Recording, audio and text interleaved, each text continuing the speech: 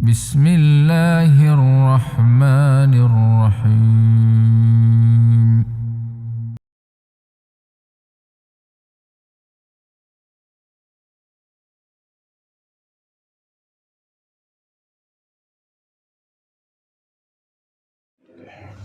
Bismillahirrahmanirrahim. Alhamdulillah nahmaduhu wa nasta'inuhu wa nastaghfiruh. Wa na'udzu billahi min shururi anfusina wa min sayyiati a'malina. May yahdihillahu fala mudilla lahu wa may yudlil fala hadiya lahu. Wa asyhadu an la ilaha illallah wahdahu la syarika lahu. Wa asyhadu anna Muhammadan 'abduhu wa rasuluhu. Amma ba'd.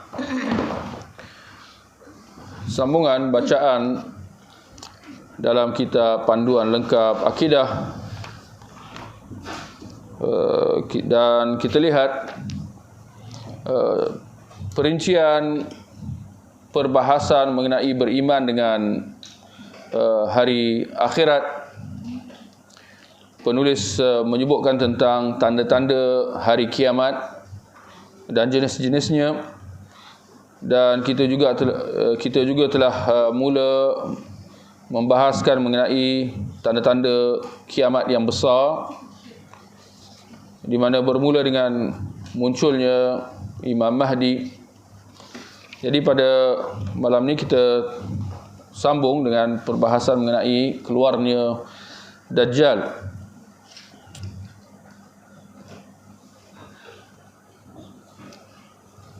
Baik, sekejap ya.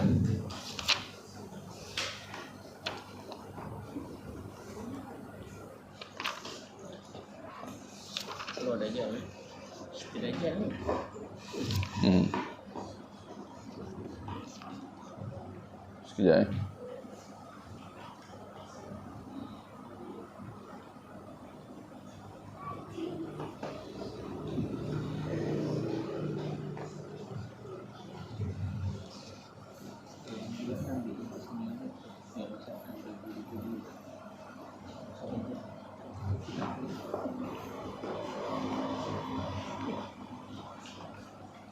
Baik, kita lihat surat 344, keluarnya Dajjal.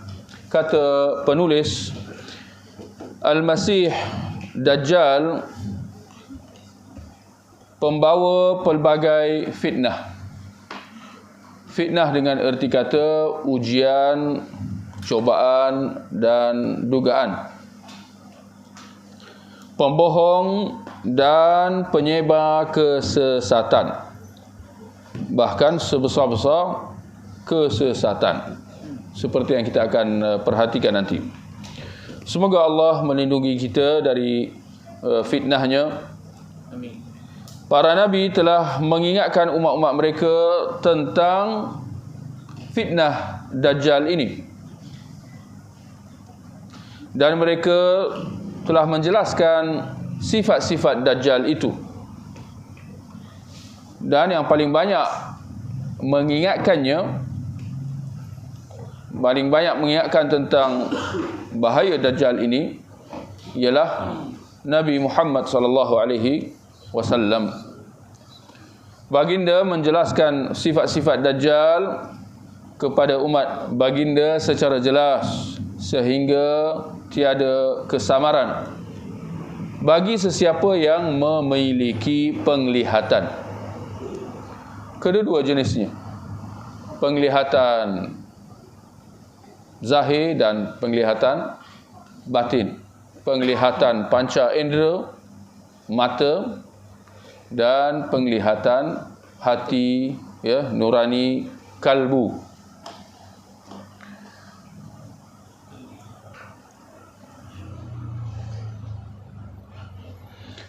Dalam Sunan At-Tirmidzi disebutkan bahawa Dajjal akan muncul dari Khurasan.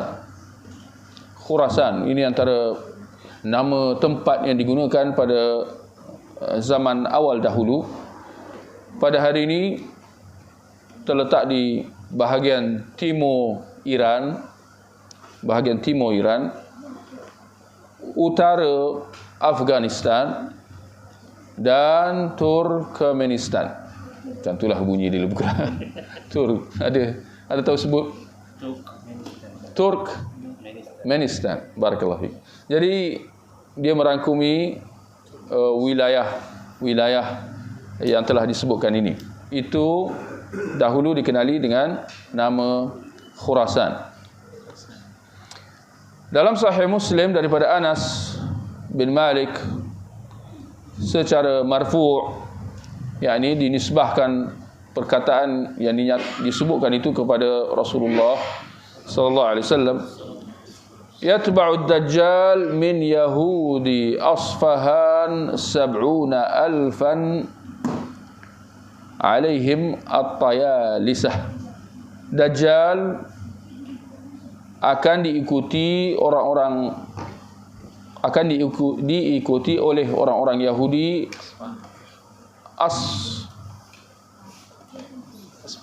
Asbahan atau hari ini disebut Isfahan, kan? Pada hari ini saya tengok ejaan dia dengan I, Isfahan, kan? Isfahan, kan?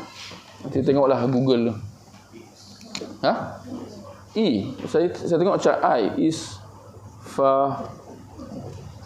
Tak tahulah, mungkin sebutan dia lain, tulisan je macam tu. Tapi yang pasti dalam hadis Nabi kata Asbahan, ya. Sebanyak atau seramai 70,000 orang yang memakai, disebut kat situ, jubah tayalisah. Ini sejenis pakaian. Ada yang mengatakan selendang, ya, yang meletakkan selendang di atas bahu. Alaihim at-tayalisah, memakai kain selendang, yakni dengan gaya dan rupa yang tertentulah, ya, selendang yang dipakai itu. Sebelum tu tuan-tuan perhatikan, okey, kita sambung sikit. Dinamakan Al-Masih, ya, Al-Masih Dajjal kerana matanya mamsuhah, dihapus. Masaha maknanya dipadam. Kalau saya ingat, kalau tuan-tuan dalam kurungan tu bukan dihapus tapi dipadam. Matanya mamsuhah yakni dipadam / buta. Maknanya daripada kataan masaha tu, ya. Bahasa Arab kalau pemadam yang pelajar sekolah guna tu nama dia masaha. Ya. Ini pun disebut masaha, ya. Kalau siapa belajar bahasa Arab sekolah rendah dululah, ya. Jadi perkataan yang sama digunakan gelaran Dajjal ni, ya. Masaha.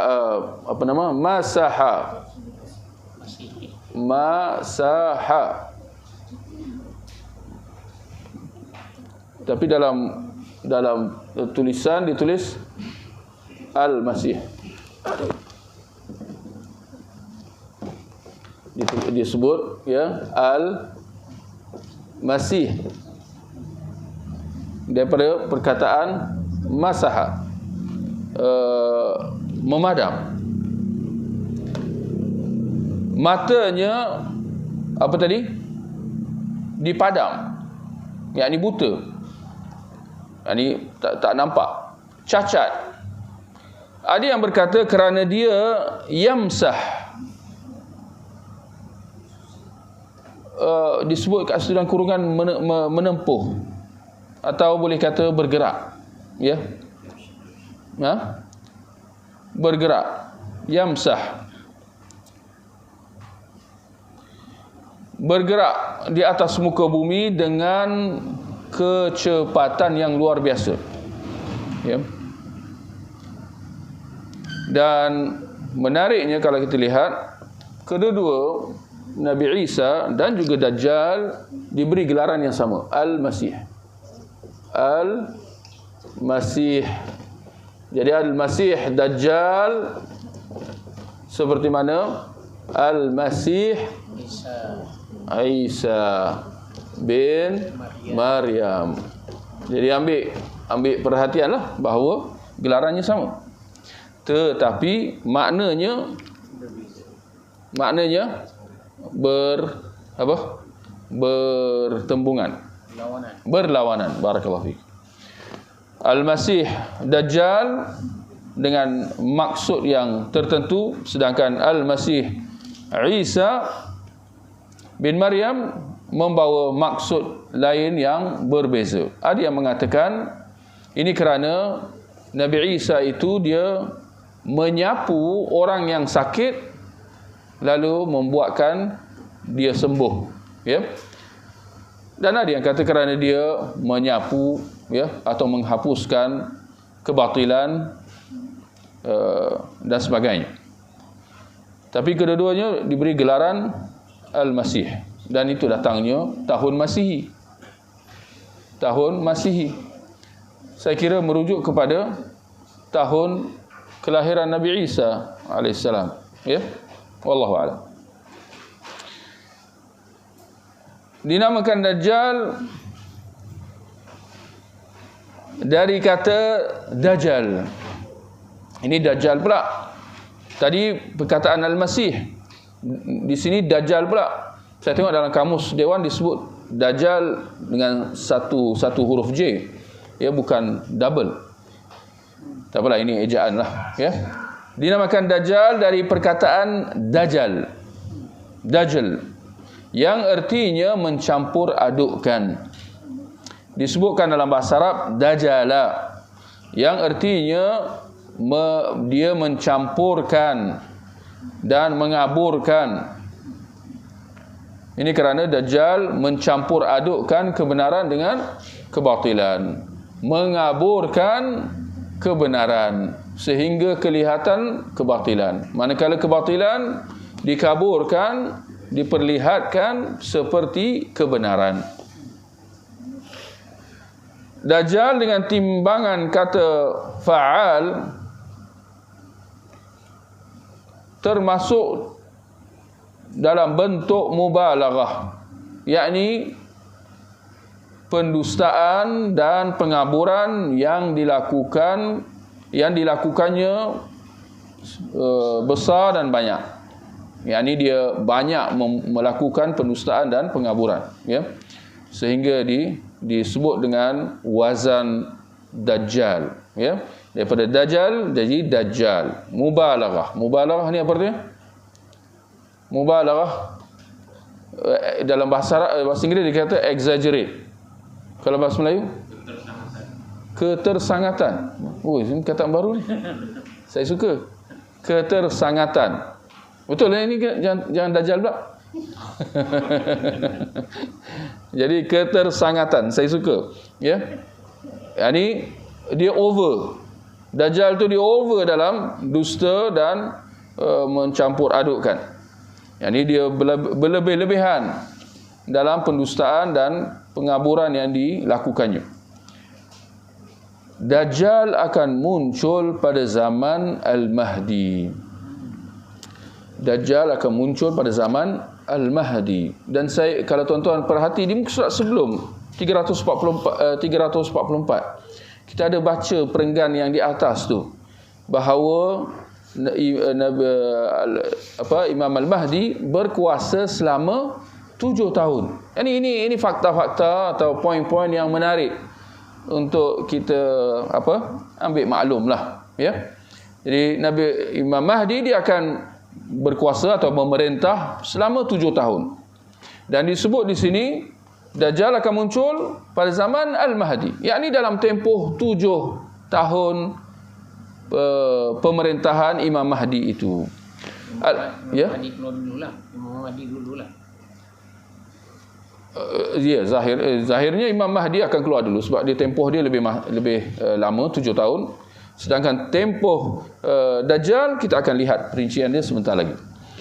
Jadi Dajjal akan muncul pada zaman Al-Mahdi. Jadi boleh tambahlah, barakallahu fik Abu Adam, boleh tambah sesudah kedatangan atau sesudah bermulanya pemerintahan Al-Mahdi. Bukan kelahiran lah, ya. Kalau kelahiran lain lagi. Tak, sesudah bermulanya pemerintahan Imam Al-Mahdi. Al-Hafidh Ibn Kathir berkata, kemudian Dajjal akan muncul pada akhir zaman dia muncul dalam rupa seorang raja yang kejam. Yakni Imam Mahdi dia datang dalam sebagai seorang pemerintah, Dajjal pun sebagai seorang pemerintah. Yakni di situ akan berlaku pertembungan antara kedua-dua pihak ini. Jadi Dajjal akan muncul. Sebelum tu boleh tambah. Sebelum saya ingat kita pergi ke perincian ni, kita elok tegaskan bahawa Dajjal adalah manusia. Dajjal adalah manusia. Jangan dibayangkan sebagai makhluk yang lain. Sebab ini yang dimomokkan kadang-kadang dalam mana-manalah, sebagai satu makhluk yang buas, atau makhluk asing, atau makhluk yang berbeza sama sekali, di mana dia letakkan matanya kat tengah-tengah. Betul? Kadang-kadang makhluk yang pelik, dia mata dia kat tengah. Di situ dibayangkan kepada orang ramai Dajjal itu, kan? Sehingga diwujudkan simbol-simbol mata itu. Dan saya kira memang merujuk kepada Dajjal. Tapi itulah, tinggal lagi mereka menampakkan rupa Dajjal tu, mata dia kat tengah-tengah, kat dahi macam ni. Ini ini penggambaran yang tiada asas. Bahkan zahirnya dia manusia. Tinggal lagi sebelah mata dia tu buta. Maknanya dia ada dua mata. Tinggal lagi sebelah mata itu buta. Zahirnya mata yang buta itu sebelah kanan, ya, boleh disemak. Tapi begitu, ya. Jadi pembayangan yang diberikan oleh Barat, ya, dalam gambar-gambar yang ditunjukkan, yang dipaparkan, ya, mata kat tengah-tengah dan sebagainya, ini batil. Baik, Dajjal akan muncul pada akhir zaman. Dia nampak dalam rupa seorang raja yang kejam, kemudian mengaku sebagai nabi, kemudian mengaku sebagai Tuhan. Yakni kemuncaknya Dajjal akan mengaku dirinya Tuhan. Jadi dia akan menjadi fitnah. Jadi tuan-tuan, sambil kita baca ni, tuan-tuan cuba perhalusi dan hayati apa yang disebutkan di sini. Dia akan diikuti oleh manusia yang jahil, orang-orang awam, dan orang-orang bawahan yang tidak berilmu. Tetapi siapa sahaja yang Allah bimbing daripada kalangan para hamba-Nya yang saleh dan bertakwa, maka mereka akan menentang dan menolak Dajjal. Boleh kita bayangkan bahawa lebih ramai yang mengikut Dajjal.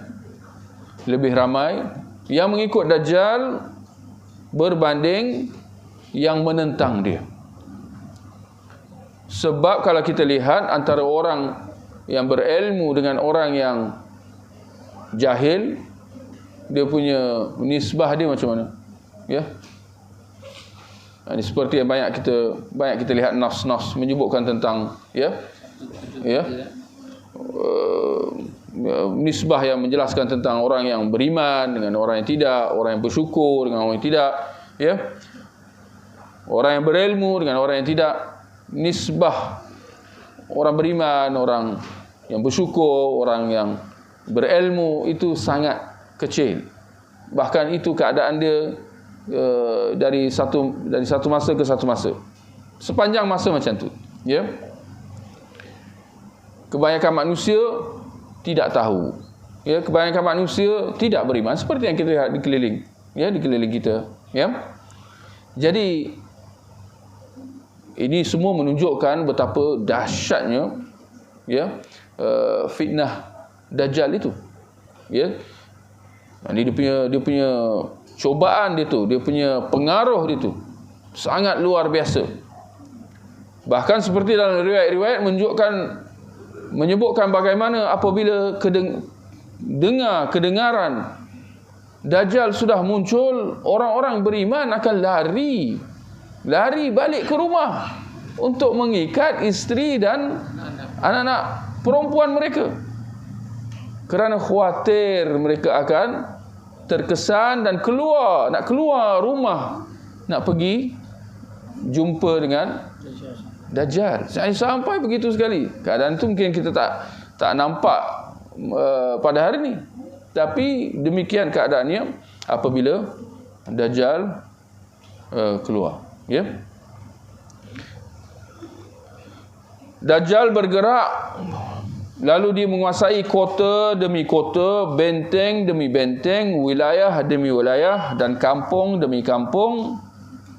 Ya, boleh tambah bandar demi bandar, sehingga tidak ada satu pun negeri kecuali Dajjal akan menginjakkan kakinya di dalamnya, kecuali Mekah dan Madinah. Kerana dalam hadis menyebut bahawa di sekeliling dua kota suci Islam ini ada malaikat-malaikat pengawal yang menjaganya.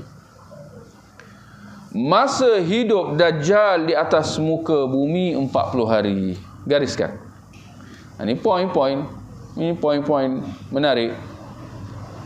Dan alhamdulillah 40 hari, bukan 40 tahun. Betul tak? Ya. Tapi itu pun sudah cukup membinasakan, sudah cukup dahsyat. Di mana satu hari seperti setahun. Ini disebut dalam hadis. Satu hari dengan Dajjal itu seperti setahun. Satu hari seperti sebulan. Satu hari yang lain seperti seminggu. Dan hari-hari lainnya, yakni baki 40 hari itu sama dengan hari-hari biasa. Lalu kata Syekh Saleh Fauzan, ini pun poin yang menarik, justru jumlah totalnya ialah setahun 2,5 bulan. Gariskan. Ini tempoh masa Dajjal di atas muka bumi ini, dia bermaharajalela dan melakukan kerosakan setahun 2,5 bulan. Yakni kiraan 40 hari tadi, dengan diambil kira sehari seperti setahun, sehari seperti sebulan, sehari seperti seminggu, yang disabdakan oleh Nabi sallallahu alaihi wasallam. Jadi kalau dikirakan jumlahnya menjadi setahun 2,5 bulan, berbanding dengan apa tadi? Berbanding tempoh 7 tahun yang mana Imam Al-Mahdi akan memerintah. Allah menciptakan, yakni subhanallah, perhatikan, ya. Imam Mahdi dia akan memerintah selama 7 tahun. Sedangkan menurut Syekh Saleh di sini, Dajjal akan memerintah atau berkuasa selama setahun. Setahun 2,5 bulan. Tetapi perbandinganlah, kita nak letakkan setiap itu dalam perspektif. Perbandingan antara apa yang telah diceritakan kepada kita, yang kita dah baca tadi, bahkan yang telah diceritakan oleh Nabi-Nabi, dan paling banyak diceritakan oleh Rasulullah sallallahu alaihi wasallam. Mereka lebih banyak menceritakan tentang pemerintahan Imam Mahdi atau pemerintahan Dajjal. Dajjal sedangkan tempoh dia hanya setahun. Dia merintah selama setahun 2,5 bulan je. Ini menunjukkan bahawa walaupun dalam tempoh yang secara relatifnya singkat, tetapi ya, dahsyat dia sangat luar biasa. Allah menciptakan hal-hal luar biasa melalui tangannya. yakni dia melakukan pelbagai hal-hal luar biasa. Dajjal, yang dengannya Dajjal menyesatkan sesiapa yang dia mahu daripada kalangan manusia, dan Allah meneguhkan hati kaum yang beriman, sedangkan mereka adalah minoriti. Iman mereka bertambah di samping iman yang sudah sedia ada. Yakni apabila mereka lihat Dajjal itu, ketika mana ramai manusia akan terpedaya dan keliru, bahkan menjadi pengikut. Itu keadaan majoriti kebanyakan manusia. Berbeza pula dengan keadaan orang-orang yang berilmu dan beriman. Apabila mereka lihat Dajjal itu, sedangkan sedaya upaya mereka akan melarikan diri. Jangan dibayangkan bila Dajjal keluar orang-orang beriman nak pergi tengok. Tak. Bukan begitu. Orang-orang beriman apabila dengar Dajjal mereka akan lari. Sedangkan mereka beriman. Tetapi kerana mereka tahu tentang bahayanya cobaan Dajjal itu, mereka tidak akan memperjudikan iman dan keyakinan mereka. Mereka tidak akan mendawik dada kata aku dah faham dah. Cuma aku nak ambil selfie dengan dia ke apa ke. Aku nak tengok, tak ada. Ya. Mereka akan larikan diri mereka daripada Dajjal itu. Dan kedatangan Dajjal itu akan menambahkan lagi iman mereka. Bagaimana tuan-tuan?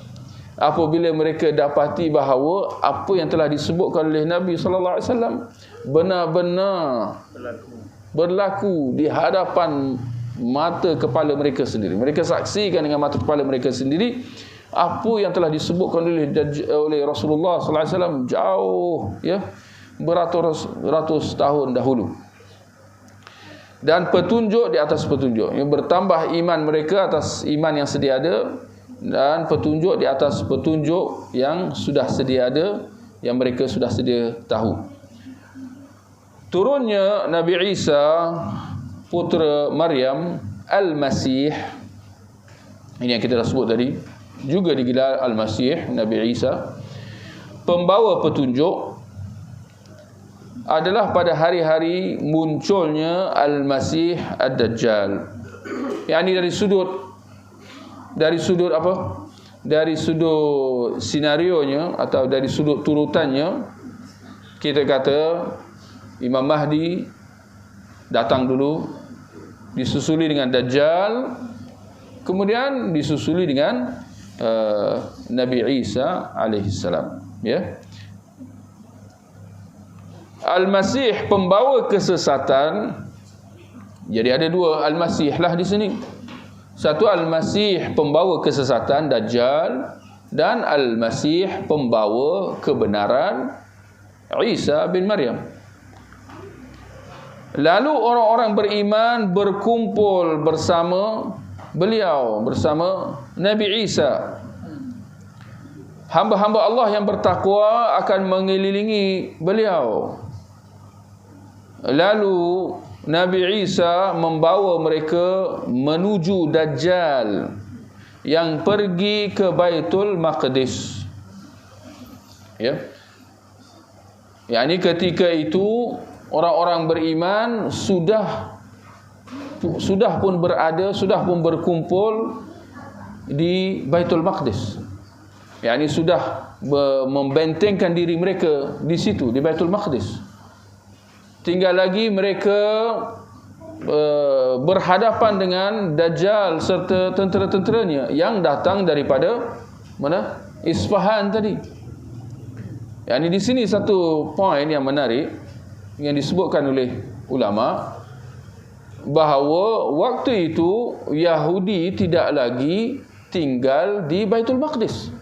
Yang ini waktu itu, kemuncaknya itu, Yahudi tidak lagi berada di Baitul Maqdis. Dalam hadis yang kita baca tadi menyebut bagaimana, ya, Dajjal akan diikuti oleh orang-orang Yahudi dari mana? Daripada Isfahan. Dan Isfahan pada hari ini memang terletak di Iran. Yang ini mungkin tuan-tuan boleh fikirkanlah, ya. Nabi sebut bahawa Dajjal akan diikuti oleh orang-orang Yahudi dari Isfahan yang terletak di Iran. Jadi bagaimana pula dengan Yahudi yang kita lihat pada hari ini berkuasa dan, ya, melakukan pelbagai kekejaman di Baitul Maqdis? Maka di sini sebahagian ulama mengisyaratkan bahawa ada petunjuk di situ bahawa mereka tidak akan kekal lama. Ialah keberadaan Yahudi di Baitul Maqdis boleh kita kira baru 70 tahun. Dan kita lihat apa yang mereka telah lakukan ke atas kaum muslimin. Jadi sebahagian berpandangan bahawa dengan sifat perilaku kekejaman, ketidakberperi kemanusiaan yang mereka lakukan itu, adanya petunjuk isyarat bahawa orang-orang Yahudi tidak akan lama di situ. Kita lihat sahaja perkembangan yang berlaku dalam beberapa minggu ini, bagaimana orang barat, orang kafir, mula bersuara menyatakan ketidaksetujuan mereka dengan apa yang dilakukan oleh orang-orang Yahudi. Di situ saja daripada sudut politiknya lah, mereka sudah semakin hilang pengaruh, sudah semakin hilang sokongan. Jadi semoga Allah percepatkan kebinasaan mereka. Semoga mereka dihalau keluar dari Baitul Maqdis itu dengan secepatnya. Baik, jadi Imam Mahdi dan Nabi Isa, mereka akan bersama dengan orang-orang beriman menuju ke Baitul Maqdis untuk turut serta dengan tentera Islam yang telah berkumpul di situ ketika itu untuk berdepan dengan Dajjal yang datang dari arah Isfahan, Iran. Dajjal akan kalah dengan Al-Masih Isa putra Maryam, dan Al-Masih akan mengejarnya sampai ke gerbang Lud. Lud ini sebuah nama tempat di Palestin. Sampai pada hari ini. Sampai hari ini ada. Sedangkan sebelum itu Nabi Isa dia akan turun di Menara Putih, apa yang disebut sebagai Menara Putih, di Damsyik. Di Damsyik Palestin, dua tempat yang berbeza. Jadi dari Damsyik itu mereka akan bergerak ke Baitul Maqdis. Damsyik, Syria. Barakallahu fiik. Mereka akan bergerak ke Baitul Maqdis di Palestin, dan di situ akan berlaku apa yang disebut sebagai Al-Malhamah Al-Kubra, perang terbesar antara kebenaran dan kebatilan, antara orang Islam dengan orang kafir, orang beriman dengan orang yang syirik, Alhamdulillah. Maka Al-Masih akan mengejar Dajjal sampai ke gerbang Lud di Palestin, yang tidak berapa jauh daripada Baitul Maqdis, dan membunuhnya dengan tombaknya saat Dajjal memasuki gerbang atau kawasan tempat Lud itu. Al-Masih berkata kepadanya, sesungguhnya aku mempunyai pukulan untuk kamu yang kamu tidak akan dapat lolos daripadaku. Dan apabila Dajjal berdepan dengan Al-Masih Nabi Isa, maka dia maka dia akan mencair. Dajjal akan mencair seperti mencairnya garam di dalam air. Ini pun satu benda yang luar biasa. Dan kenapa begitu, tuan-tuan? Wallahu alam, zahirnya ini sebagai nak menunjukkan hancurnya Dajjal itu. Setelah sebelum itu dia melakukan pelbagai kerosakan, kemusnahan, pembunuhan. Dia boleh, tuan-tuan, boleh ketika mana disebut bahawa Dajjal dia akan bergerak satu dunia, betul? Dan tidak ada kampung, tidak ada bandar melainkan dia akan masuk. Dan ketika itu orang-orang antara dua pilihan je, sama ada menjadi pengikut dia atau akan dibasmikan, akan dibunuh. Ini sedahsyat-dahsyat. Ini sangat-sangat luar biasa. Dalam masa yang sama, kemuncaknya dia mendakwa diri dia Tuhan, betul? Bagaimana? Dalam seperti dalam riwayat menyebut bahawa antaranya keadaan ketika itu mengalami kemarau. Orang-orang kurang makanan, kemarau. Lalu dia menguji orang-orang dengan mengatakan, kamu kamu ingin aku turunkan hujan, ya, kau nak aku buktikan bahawa aku Tuhan, aku turunkan hujan. Maka benar-benar dia mengarahkan hujan turun, dan hujan benar-benar turun. Lalu dengan hujan turun, dia kata, engkau mahu aku keluarkan tanaman, kerana keadaan waktu itu kemarau, makanan tak cukup. Maka dikeluarkan tanaman. Yang dengan hujan yang turun, dia menumbuhkan pula tanaman, pokok-pokok tanaman. Ini tuan-tuan boleh bayangkan. Jadi ketika itu memang berbondong-bondong orang jadi penyembah Dajjal. Sembah dia, ya, sebab dia menurunkan rezeki buat mereka. Ketika itu sebahagian mengatakan bahawa inilah dia bukti ketuhanan dia. Nak dia yang turunkan hujan, dia yang keluarkan tanaman. Tuhan apa lagi yang kita maksudkan? Inilah dia Tuhan. Kan, dengan sifat-sifat yang macam tu. Dahsyat atau tidak? Ya, sangat dahsyat.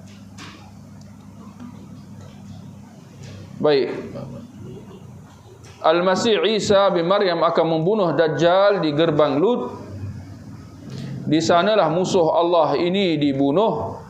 Sebagaimana hal itu menunjuk sebagaimana yang dinyatakan dalam hadis-hadis sahih dalam pelbagai riwayat. Yang ini nak menunjukkan pendustaan Dajjal itu, bahawasanya dia sama sekali bukan Tuhan. Kerana masakan Tuhan itu boleh dibunuh, dan dia dibunuh oleh Nabi Isa alaihissalam dengan tombaknya. Lalu benar-benar Dajjal itu mencair. Dia dengan dapat dilihat oleh mata, dia mencair apabila dia bunuh, dia ditusuk dengan tombak Nabi Isa, dia mencair seperti mencairnya garam. Demikian disebut dalam hadis. Dia mencair seperti mana mencairnya garam. Bagaimana keadaan itu kita kata wallahu alam. Tapi itu yang dinyatakan dalam hadis, dan kita yakin dan beriman dengannya. Tapi yang bila kita faham, ini semua nak menunjukkan kepada orang ramai yang mungkin menyaksikan hal itu, tentang pembohongan Dajjal itu. Kerana dia dibunuh dan benar-benar musnah, mencair di depan mereka. Boleh? Ya? Berbanding kalau dia terbunuh, dia jatuh rebah, nanti ada pula cerita dongeng, nanti dibangun balik. Tak ada. Dia benar-benar terbunuh dan musnah, mencair di depan mereka. Sehingga tidak ada apa keraguan, syubhat bahawa dia masih hidup, dia boleh bangkit balik. Tak ada, dia memang terbunuh. Membuktikan pembohongan dan pendustaan dia, yang mengatakan dirinya, kerana dia menyatakan dirinya sebagai Tuhan, ya. Dan sebelum itu lagi, tuan-tuan, nak mengatakan bahawa sekalipun Allah, lihat tuan-tuan, ya, sekalipun Dajjal dia membawa cobaan, ujian yang sangat luar biasa, tetapi dalam masa yang sama Allah tetapkan bahawa sebelah mata dia buta. Dan dalam hadis dalam hadis Nabi menyebutkan bahawa Dajjal itu buta, sedangkan Tuhanmu tidak buta. Sebab dia mendakwa diri dia Tuhan. Kalau dia Tuhan, gerangan apa sebelah mata dia buta? Mata pun buta. Nampak? Tetapi ini tidak menghalang orang-orang yang jahil, orang-orang awam, berbondong-bondong ikut dia. Maknanya, tuan-tuan, dalam keadaan kebatilan itu sudah jelas. Yang ini bukan secara ilmu, bahkan secara fizikal. Yang ini engkau mempunyai petunjuk yang jelas, petunjuk fizikal, dipanggil physical evidence, bukan teori saja. Physical evidence bahawa ini jelas, tak kena, buta sebelah mata, hodoh rupa dia hodoh, tempang dengan segala ciri-ciri yang memang sangat tak kena lah. Tapi kerana kejahilan yang sudah bertapak, ya, kekeliruan yang dahsyat, orang-orang jadi pengikut dia. Dan kemuncaknya dia dibunuh. Ini pun Allah datangkan bukti demi bukti menunjukkan pembohongan Dajjal ini. Dan sebesar-besar bukti, kemuncak bukti pembohongan Dajjal itu ialah ketika mana dia dibunuh oleh Nabi Isa alaihi assalam, ya. Dan ada dalam riwayat bagaimana menyebut, ya, bahawa tertulis di dahi Dajjal itu kafara, yakni kafir. Dan dalam hadis menyebut bahawa tulisan itu boleh dibaca oleh semua orang yang beriman, tak kira sama ada dia pandai baca atau dia buta huruf. Ini sampai begitu sekali. Walaupun orang tu buta huruf, tapi dia boleh nampak, tapi kerana dia beriman, dia boleh baca kafaratu, ya. Bagaimana dengan orang-orang lain? Jangan nak kata kafara, buta sebelah mata pun dia tak nampak juga, ya. Dia tak nampak pembohongan Dajjal itu. Baik, kita teruskan tuan-tuan. Demikian ucapan Ibnu Katsir secara ringkas tentang kisah Dajjal menurut apa yang ditetapkan dalam dalil-dalil sahih. Ini adalah ringkasan yang bagus dan berguna, ya, kata Syekh Salih Al-Fauzan. Apa yang ditunjukkan dalam dalil-dalil tentang Dajjal dan fitnahnya ialah bahawa barang siapa mengikuti Dajjal, maka Dajjal akan menyuruh langit dan langit akan menurunkan hujan untuk mereka, manakala bumi menumbuhkan tanamannya, maka mereka memakannya. Dan begitu juga dengan ternakan-ternakan mereka, haiwan-haiwan mereka pulang dalam keadaan gemuk, ya, dengan susu melimpah. Yakni tuan-tuan boleh baca, dengan erti sesudah sebelum itu mereka hidup dalam kelaparan, ya, kerana keadaan kemarau. Yakni ini yang menguji mereka lagi. Sebaliknya, barang siapa yang tidak mengikuti Dajjal dan menolak ajakannya atau seruannya, maka mereka akan ditimpa kekeringan, ketandusan, kemarau, kebuluran. Harta, ternakan, buah-buahan mereka menyusut secara besar, secara ketara. Dajjal akan diikuti oleh kekayaan-kekayaan bumi. Perhatikan, ini luar biasa. Dajjal akan diikuti oleh kekayaan-kekayaan bumi seperti lebah mengikuti ratunya. Tuan-tuan boleh gariskanlah, ya. Ini memang tak boleh dibayangkan. Apa maksudnya? Dalam hadis menyebut bagaimana bila dia masuk satu tempat tu, emas segala apa, intan berlian ada kat situ akan ikut dia, akan ikut bersama dia. Bagaimana? Salatullah. Bagaimana benda itu berlaku? Wallahu alam. Yakni dia akan, boleh kita bayangkan, dia akan memufliskan orang-orang yang tak ikut dia. Siapa yang ikut dia diberi segala apa macam, ya. Tetapi siapa yang menolak akan dimufliskan. Ketika mana emas, perak, semua intan berlian ikut bersama dia. Dia ikut bersama dengan Dajjal.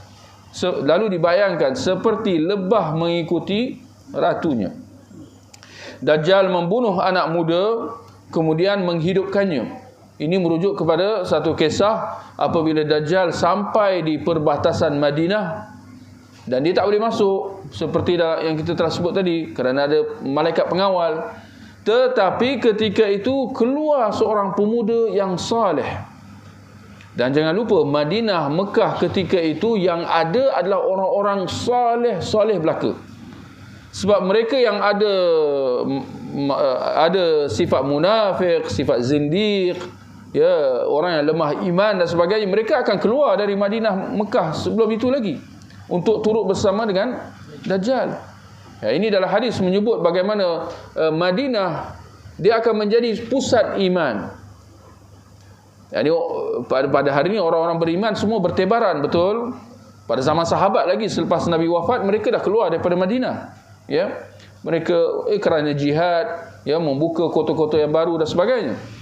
Tapi di akhir zaman nanti, apabila dengan kemunculan Dajjal, Mekah Madinah akan menjadi pusat orang-orang beriman. Orang-orang munafik akan keluar, manakala orang-orang beriman akan pergi ke Madinah, mengambilnya, menjadikannya sebagai benteng mereka.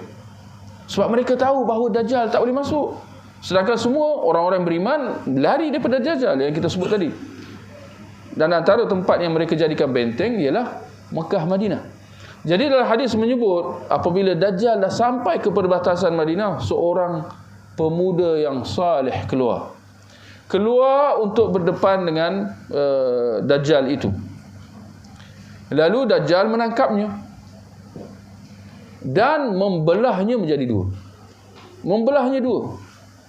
Ini menunjukkan bengisnya Dajjal. Lalu dia bertanya kepada orang-orang di sekeliling, mahukah kalian aku hidupkan dia semula? Maka dia benar-benar menghidupkan pemuda itu. Dan dalam hadis menyebut pemuda itu, benda pertama yang dia suarakan apa dia kata? Tidaklah aku lebih yakin bahawa engkau ni Dajjal melainkan ketika sekarang ini. Kerana apa yang kau lakukan ini benar-benar telah disabdakan oleh Nabi sallallahu alaihi wasallam. Sedangkan orang-orang yang lain kata apa? Oh, engkau benar Tuhan. Kau menghidupkan yang mati. Nak apa lagi? Itulah dia Tuhan. Ya. Jadi ini ya perkara-perkara yang luar biasa dilakukan oleh Dajjal, ya. Dajjal membunuh anak muda, ya, kemudian menghidupkannya. Semua ini adalah ujian dari Allah buat para hamba-Nya di akhir zaman. Dengan ramai orang jadi sesat, sekalipun demikian Dajjal ini rendah dan kurang di mata Allah. Kekurangan, yakni dia tidaklah benar-benar hebat, ya, tapi ada sahaja kekurangan dan kecacatan seperti yang kita telah sebutkan sebahagiannya. Kefajiran, fajir ni fajir, jahat yang amat. Itu maknanya fajir, jahat yang amat. Dan kezalimannya ketara, walaupun dalam masa yang sama dia mempunyai hal-hal yang luar biasa. Tertulis kafir di antara kedua-dua matanya. Apa-apa yang terjadi daripadanya adalah ujian Allah buat manusia. Ia adalah ujian besar dan berbahaya. Hanya orang-orang beriman yang yakin yang akan selamat, ya. Yang digariskanlah tu, ya, hanya orang-orang beriman yang yakin di sini yakni yang mempunyai, ya, iman, yang ada keteguhan iman, mereka ini yang selamat. Semoga Allah menggolongkan kita dalam kalangan mereka. Amin. Kerana ujiannya berat dan bahayanya besar, maka para nabi mengingatkan umat-umat mereka, dan yang paling kuat mengingatkannya daripada kalangan para nabi itu ialah Nabi Muhammad sallallahu alaihi wasallam. Dalam sebuah hadis Nabi sallallahu alaihi wasallam bersabda, "Innahu lam yakun nabiyyun ba'da Nuhin illa waqad anzara ad-dajjal qaumah wa inni unzirukumuh." Sesungguhnya tidak ada seorang pun nabi sesudah Nabi Nuh kecuali dia telah mengingatkan kaumnya tentang Dajjal, dan sesungguhnya aku pun mengingatkan kalian darinya. Nabi SAW memerintahkan umat baginda agar memohon perlindungan kepada Allah daripada fitnah Dajjal di akhir setiap salat. Dari Abu Hurairah radhiyallahu anhu, dia berkata, Rasulullah sallallahu alaihi wasallam bersabda, "Idza faragha ahadukum min at-tashahhudil akhir falyata'awwadz billahi min arba'in, min 'adzabi jahannam wa min 'adzabil qabr wa min fitnatil mahya wal mamat wa min syarril masiihid dajjal." Apabila seseorang daripada kalian selesai membaca tasyahud akhir, maka hendaklah dia berlindung kepada Allah daripada 4 perkara: daripada azab jahannam, dari azab kubur, daripada ujian kehidupan dan kematian, dan daripada kejahatan Al-Masih Ad-Dajjal. Hadis diriwayatkan oleh Ahmad dan Muslim. Tuan-tuan, tadi kita ada sebutkan bagaimana orang beriman dengan kedatangan Dajjal, mereka akan melarikan diri mereka, menyelamatkan diri mereka, bahkan mengikat isteri dan anak-anak perempuan mereka. Ditambah lagi Rasulullah sallallahu alaihi wasallam mengajarkan kepada mereka untuk membaca doa meminta perlindungan daripada fitnah Dajjal. Dengan penjelasan itu tuan-tuan, gerangan apa sebahagian sudah berkata-kata, membuat ramalan ini dan itu, mengatakan Imam Mahdi sudah keluar, si fulan, Dajjal dan sebagainya. Tuan-tuan perasan atau tidak? Hampir sahaja seperti mereka nak menyegerakan kedatangan Dajjal itu. Sebab kalau Imam Mahdi dah keluar, tadi kita dah sebut, Imam Mahdi dia akan memerintah selama 7 tahun. Dan di antara dalam tempoh, bahkan di hujung tempoh itu ialah Dajjal. Selama berapa? Setahun 2 bulan setengah. Yani mereka yang berbicara mengatakan Imam Mahdi ini dan itu, apakah mereka mahu menyegerakan kedatangan Dajjal? Yani kebijaksanaan manakah di situ? Apa gunanya kita nak menyegerakan hal yang menjadi sebesar-besar bahaya sehingga diingatkan para nabi, yani semenjak zaman Nabi Nuh, tuan-tuan. Semenjak zaman Nabi Nuh, itu sudah berapa ribu tahun sudah mengingatkan. Ini semua menjelaskan tentang apa? Dahsyatnya keadaan ketika itu, bahayanya keadaan waktu itu.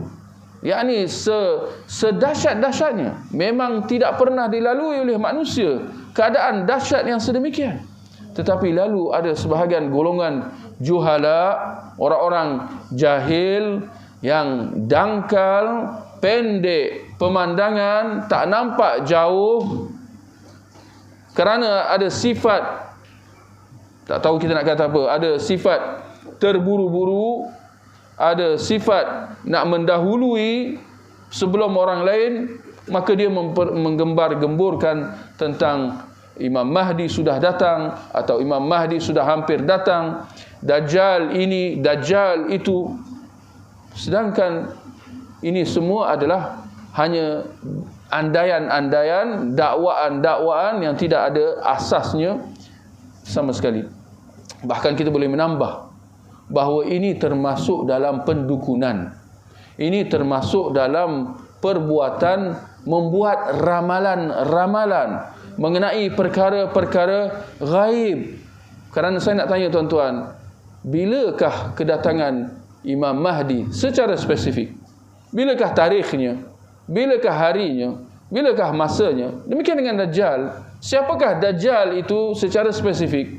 Namanya, orangnya, siapa dia dan sebagainya.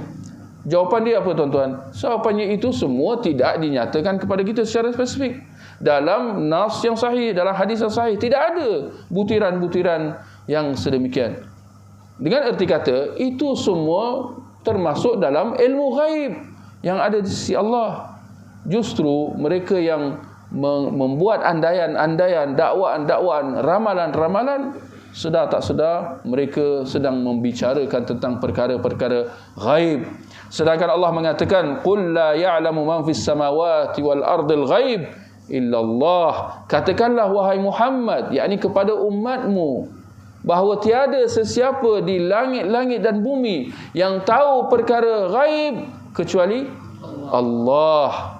Tiada sesiapa yang tahu secara spesifik bila Imam Mahdi akan muncul, bila Dajjal akan datang secara spesifik. Tak ada siapa yang tahu kecuali Allah. Jadi gerangan apa si fulan, Abu bin Labi mendakwa ini dan itu, apatah lagi dengan ada media sosial, lalu ramai berbondong-bondong suka, like, share, forward. Masya Allah, hebatnya, ya, telahan, ramalan yang sangat menarik dan sebagainya. Ini semua pendustaan, pembohongan. Hampir sahaja mereka sedar tak sedar jadi seperti Dajjal itu sendiri, melakukan pendustaan dan kekeliruan, buat kaum muslimin yang lain, ya. Semoga Allah melindungi kita daripada fitnah Dajjal. Hadis-hadis, kata Syekh Saleh, hadis-hadis telah sampai ke darjat mutawatir. Ini secara jumlah yang sangat banyak, mustahil ia tidak benar. Diriwayatkan daripada banyak jalan yang menetapkan akan munculnya Dajjal, menjelaskan fitnah Dajjal itu dan dorongan agar berlindung dari fitnah Dajjal. Ahlus Sunnah wal Jamaah sepakat akan keluarnya Dajjal di akhir zaman. Mereka menyebutkannya dalam perbahasan akidah, kerana ini adalah termasuk dalam kepercayaan dan keyakinan setiap seorang Muslim. Barang siapa mengingkari munculnya Dajjal, maka dia menolak hadis-hadis sahih yang mutawatir, menyalahi apa yang disepakati oleh Ahlus Sunnah wal Jamaah. Tinggal lagi boleh kita tambah, jangan sampai kita berbicara mengenai Dajjal, tentang Imam Mahdi atau Nabi Isa, melainkan bertepatan dengan apa yang disebutkan dalam nas. Apa yang tidak disebut dalam nas, maka kita berdiam diri. Jangan kita nak membuat telahan, andaian dan ramalan, kerana itu dilarang. Sesiapa yang mengingkari keluarnya Dajjal, atau orang yang mengingkari keluarnya Dajjal, adalah sebahagian daripada kalangan ahli bid'ah, Khawarij, Jahmiyah, sebahagian Mu'tazilah, dan sebahagian penulis di akhir zaman ini yang menisbahkan diri mereka kepada ilmu. Mereka tidak memiliki hujah apapun untuk menolak dalil-dalil mutawatir, kecuali dengan hujah akal fikiran mereka semata-mata. Kenapa mereka menolak? Kerana mengenangkan bila dibacakan hadis-hadis tentang Dajjal, seperti yang kita telah sebutkan, banyak benda-benda yang luar biasa. Seperti yang tadi kita baca sebentar tadi, Dajjal dibunuh oleh Nabi Isa sehingga dia mencair seperti mencairnya garam. Jadi macam mana tu kan? Dia mengarah hujan turun, tanaman keluar. Macam mana benda tu berlaku? Jadi sebahagian mereka yang golongan aqlaniyun, golongan yang mendahulukan akal atas nas, golongan yang memaksa nas mengikut akal mereka, bukan akal menurut nas. Jadi mereka tak dapat nak terima riwayat-riwayat ini, menganggap dia sebagai dongeng-dongeng belaka, dan jadi akhirnya mereka tolak.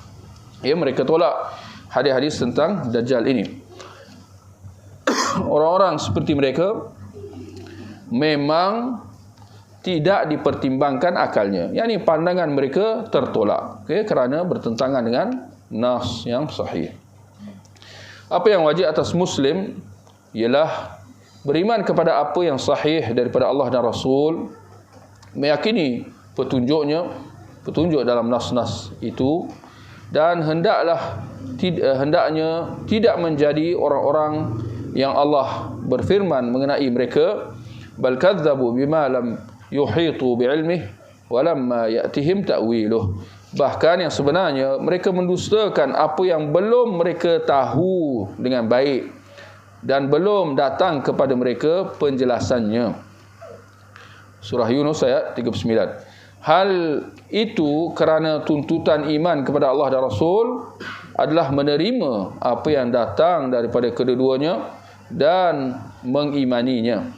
Maka barang siapa tidak melakukan sedemikian, dia hanya mengikut hawa nafsu tanpa hidayah petunjuk dari Allah. Kita memohon keselamatan kepada Allah agar menjaga kita daripada keraguan, kesyirikan, kekufuran, kemunafikan dan keburukan akhlak, dan agar Allah tidak memalingkan hati kita sesudah dia memberi petunjuk. Segala puji bagi Allah, Tuhan alam semesta. Baik, saya ingat sampai di situ. Ada pertanyaan ke?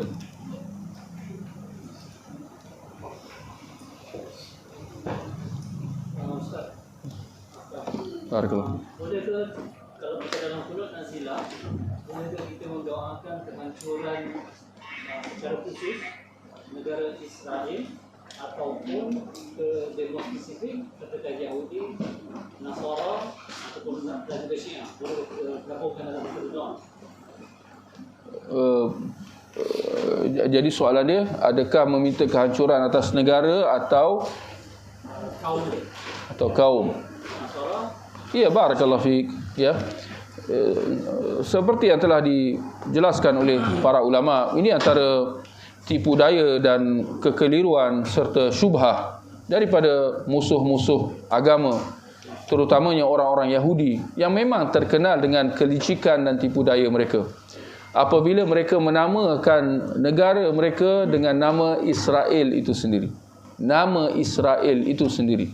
Sedangkan ya, seperti yang dijelaskan oleh ulama bahawa Israel bermaksud hamba Allah.